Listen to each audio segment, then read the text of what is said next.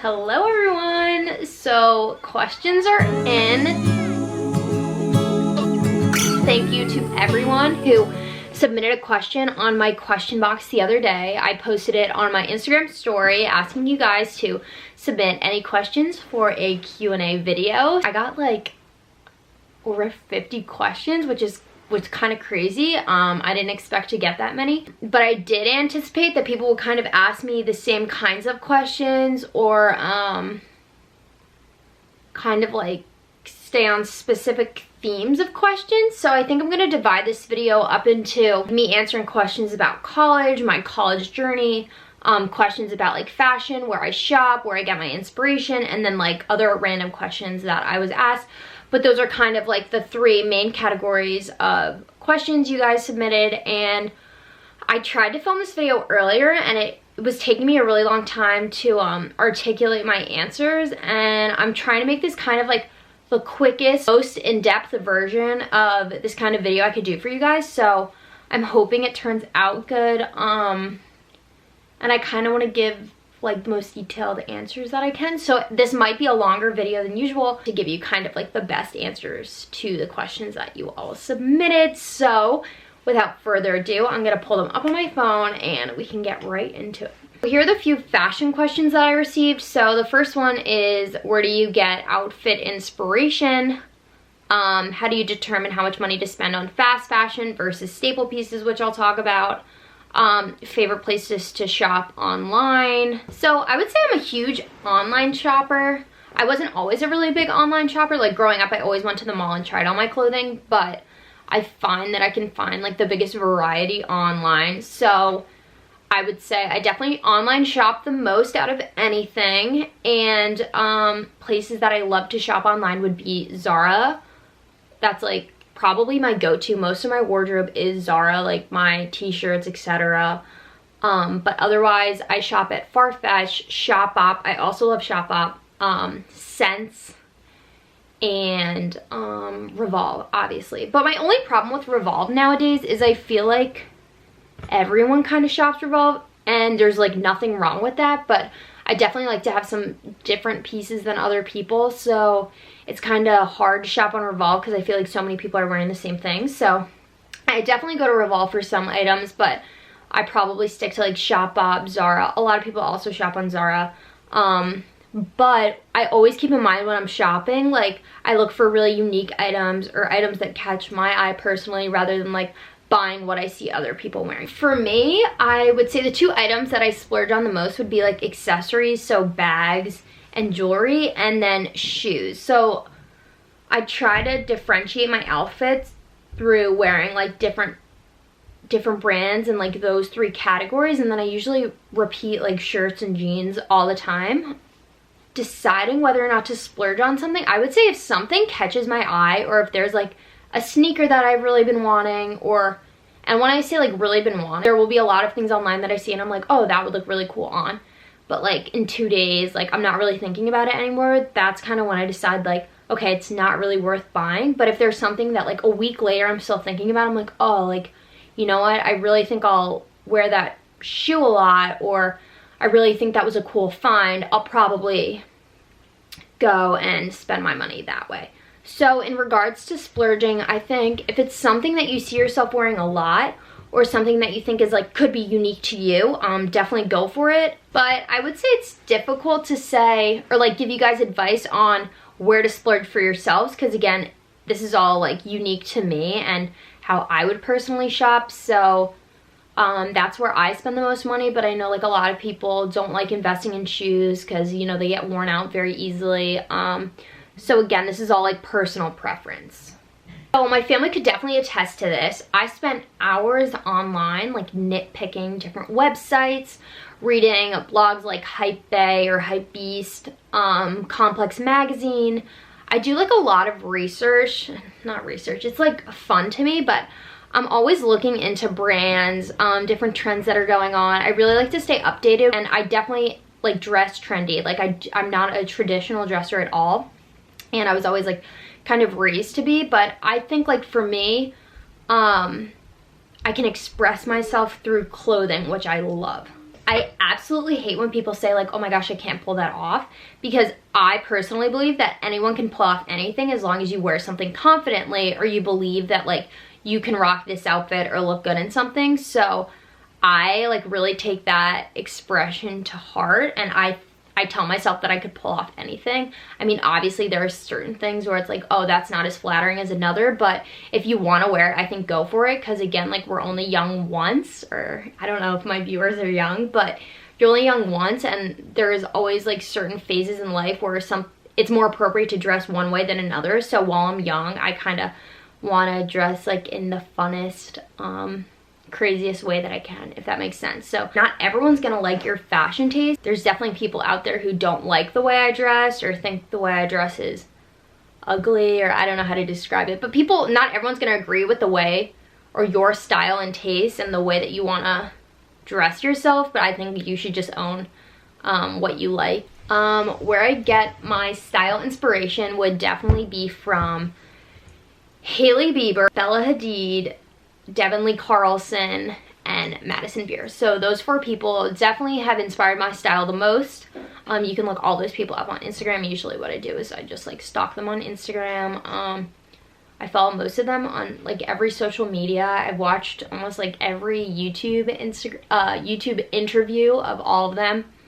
And I just think each one of those people I just listed, like, they're never dressed like they're trying too hard, but they look like amazing. Clearly they put in time to put the outfit together, but it doesn't look like it's a lot, and it looks very, very casual, but at the same time I feel like they all have kind of like different style. A couple of them like always wear expensive designer pieces, so that can be hard to emulate, but I think there's so many alternatives on like websites like ASOS and Princess Polly and Urban Outfitters. Like, they all have kind of like knockoff-y stuff that's like following big designer brands. So I think it's important to just like search and nitpick through websites to kind of see where you can find similar items to like what they're wearing. But I would say those 4 people is like where I get my most inspiration from. I think too, for me personally, I don't shop in one place, and that's like really important.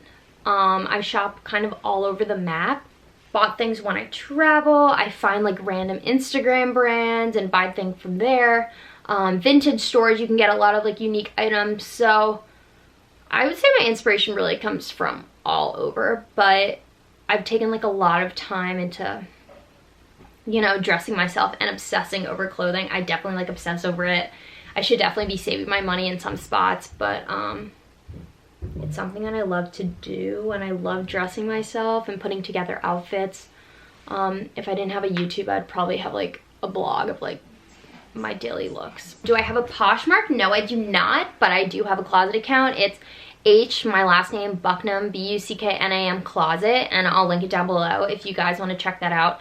I post like clothing that I'm selling on that Instagram account. Someone asked me what I think is a good staple piece in a wardrobe, or a nice staple piece that I have. So I think 2 things that are awesome to have, just like good things to splurge on, would be like a nice tote bag, because I have a tote bag and I got it freshman year for Christmas. It was like the only thing that I got for Christmas, and I've honestly used it ever since. I use it for traveling, going back and forth from school.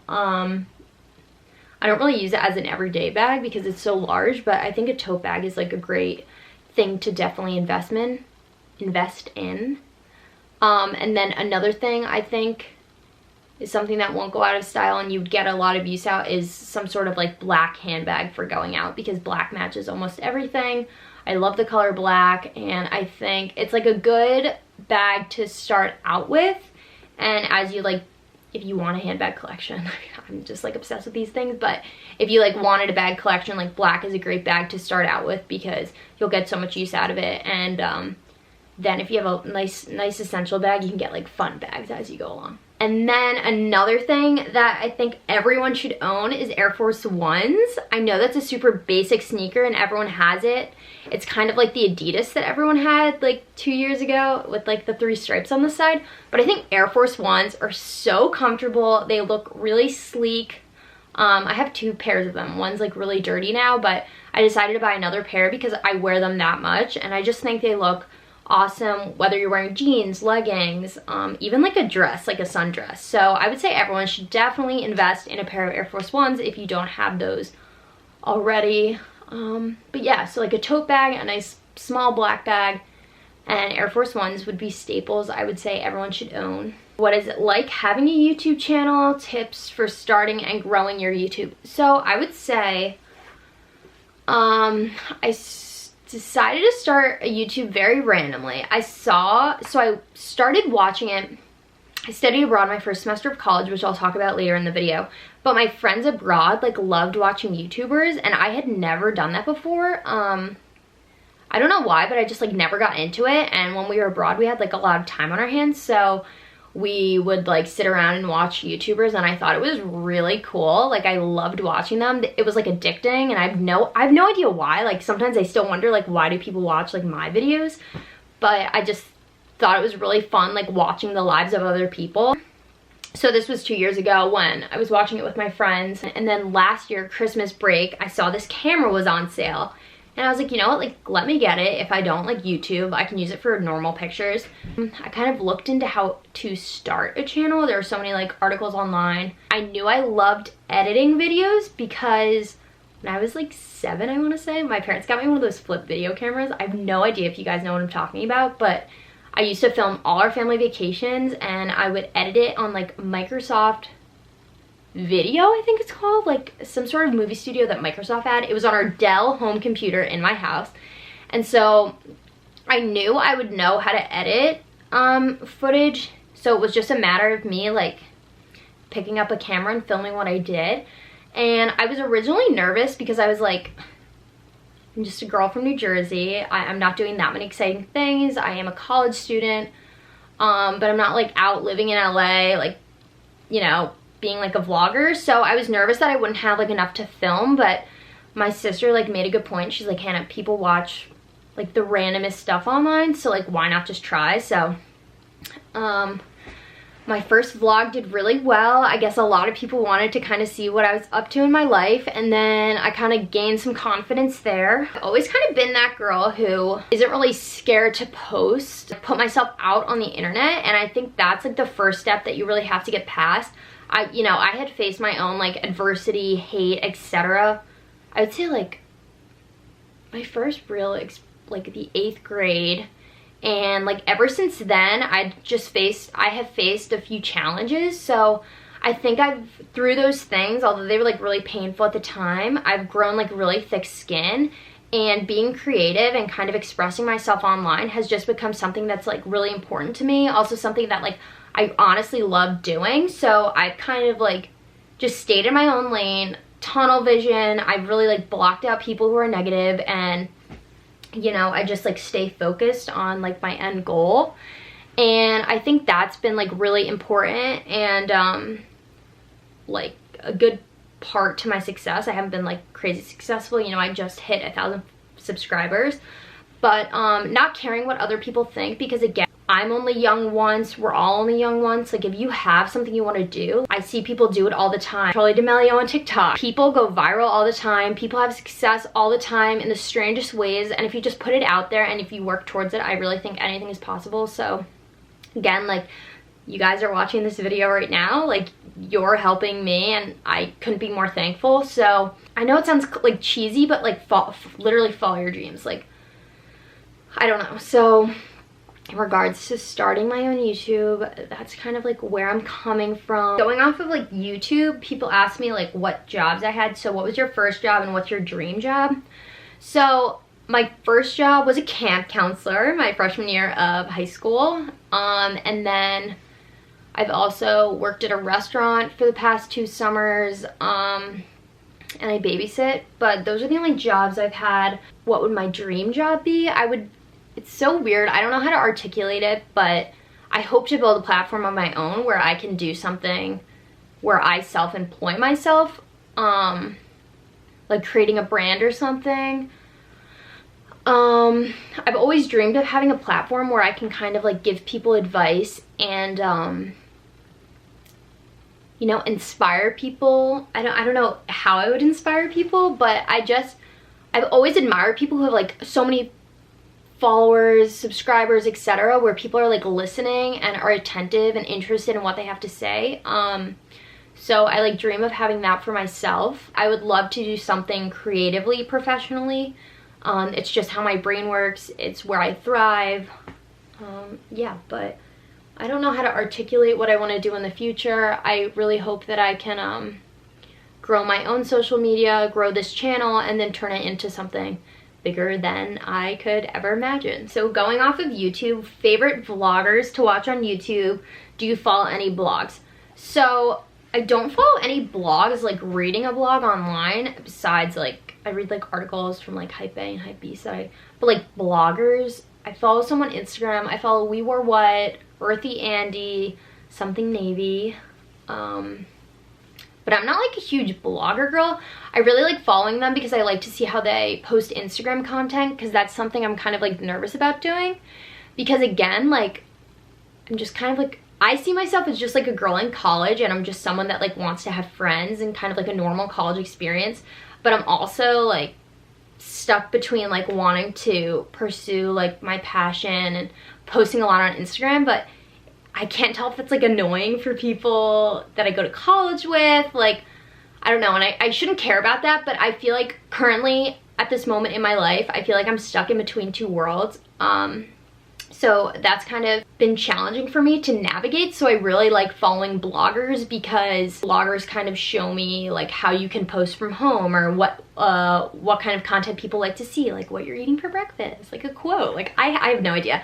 So I do like following a few bloggers on Instagram just to kind of like model my own. So I really like the Carlson sisters. I've mentioned this in previous vlogs. They are the ones who created wildflower phone cases. I think their story is really interesting. They have awesome style. I also think they're hilarious. So definitely the Carlsons. Olivia Jade, obviously. Despite her scandal, I still love her. Who else? I watched the McDonald's quite a bit. Trying to think, but other than that, I just kind of like see whatever pops up on my screen. But those would be like the main ones that I've been watching recently. If you could collab with any YouTuber, who would it be? David Dobrik, hands down. What is your music? So, or like, what do you use? Apple Music, Spotify, what's your username? So I use Apple Music, and I've thought about sharing it with you guys before, but it's like my family's account. So like we all have like one big one. So you would get like my brother and sister's music, which I kind of thought would be weird. So actually today I made a Spotify for you guys. It's the same username as this, Hannah Alice, and I'll be updating it I think like weekly so people can access my music. Unfortunately, I mean, I could share my Apple Music one, but it's like literally under my dad's name, and I just thought that would be kind of strange. So the next set of questions is about college. And I just want to give like a PSA before I begin. Like, I've had a very untraditional college experience. So this is going to be like a little lengthier, but I think it'll cover, I got like over 10 questions about college, so I think I'll go into it. But this might be a little like lengthy. I don't want to like skip over any details. Can you tell us a little bit about your college application process and about rushing? What surprised you the most about college? Why did I transfer? How did I choose Villanova? What do I like about Villanova? So I went to high school. I went to a small all-girls school. My graduating class was like 69. And it was kind of like the same old, like everyone was applying to the same schools, etc. And like I loved my high school. But I definitely like wanted to get away by the end of it. So I toured on the East Coast, but I also kind of wanted to like go farther away and kind of like experience something else. So we visited Dallas and I saw SMU. I absolutely love SMU. I think it's debatably the prettiest school in the country. I love that school. So I toured SMU, loved it. Revisited like a month later, loved it. And so I was like, okay, I'd really like to go to SMU. I was accepted, but the only way that I could go is studying abroad my first semester. So I was so like, I was thinking about this the other day. Like, what the hell was I doing? Like, no idea what I was doing. So I was like, yes, like I'll go abroad. That would be awesome. First semester of college, like how crazy. So my parents were like, okay, like if you want to do this. So I went to orientation in June in Dallas. I met like the 30 kids from SMU that I was going abroad with. And then also a part of this program was like 60 kids from the University of Southern California. So we were literally all sent away in Switzerland. We were like 20 minutes away from Lake Como. It was beautiful. I look back on it like really, really fondly. Some of my best friends from SMU were from the Switzerland program that I attended. It wasn't easy for me though. It was my first time away from home ever. It was a 6-hour time difference. I was watching all my friends in America at normal college, like college game day, like visiting each other, and I was kind of like, oh, I'm missing out. Like, why am I abroad? Like, I'm in Europe. I'm 18 years old. Like, what am I doing? So part of that was hard, and by the end of it, I really wanted to come home. So my friends are probably like laughing watching this because I like was so ready to come home by the end of it. Also, I was living in a single abroad. So it was just like, it was challenging like all around for me. I really did have an awesome experience, and looking back, like I would not change a thing about my college process. Like, I just want to mention that because a lot of people be like, ah, that's like a lot. But no, I loved it. I would not change a thing. So I got home from Switzerland. I had had enough of Europe, loved it, but had enough of Europe. I was so excited to get to Dallas. And SMU does spring rush. So once I got to Dallas, we got there like a week earlier than everyone else, and we went through the recruitment process. So someone asked me a question about explaining the rushing process, so I'll explain that here. When I was in Switzerland, I had been talking to girls I knew who were on campus at SMU, and they were so nice to me. They really like gave me a feel for the house that I had thought I wanted, and I did want. So I thought I wanted it before I had spoken to these girls, and I spoke to these girls and I was like, yes, I really want this house, like whatever. So going into the process, like I had already known what house I wanted, and that's something that like you're told like not to do when you go into recruitment. Like you should have an open mind, and that's totally true. But I thought in my case it was really, really helpful that I knew girls going into the recruitment process because I felt really comfortable. I had girls vouching for me on the other side, like, oh, this girl would be a great addition to our house. So in regards to rushing, sorry, I'm sitting on like an uncomfortable stool.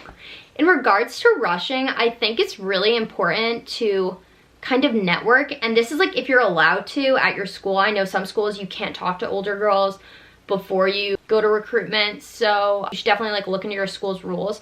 But if you're like interested in joining a sorority, get a feel for the houses, I think, before you go through recruitment. And if there's a house you have your eye on, definitely get to know the girls in that house, because I think it, unfortunately, like some people are going to say that's not true, or some people aren't going to like to hear this, but I think it definitely gives you an advantage. So I loved Rush. I had the best time. It worked out exactly how I wanted it to, and I wouldn't change it for the world. It's definitely crazy in the South, recruitment. It's very different than where I go to school now, but it was still like one of, I think, the funnest weeks in like my, like looking back at my college experience. Like I just had the best time going through Rush, especially too, I was new to the campus, so I was meeting so many people because I only knew 30 kids from the program in the fall that I had attended, so I was completely new to SMU, and meeting all these girls that I had been speaking to over the phone in person. So for me, it was a very unique experience. It was really fun.